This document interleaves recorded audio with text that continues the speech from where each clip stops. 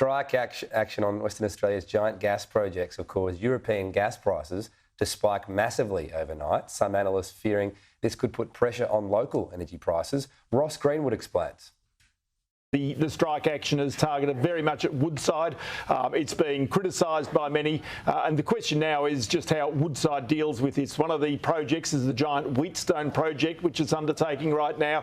Now, remember that this gas does not necessarily come into the domestic grid. It might supply a little bit of the West Australian power sources, but really not into the East Coast grid. It's exported, and so really it's affecting export markets. And the fact that there could be a potential outage because these projects account for around 10% of the global gas supply has a dramatic impact, especially at a time when Russian supplies into Europe are clearly affected as a result of the Ukraine war.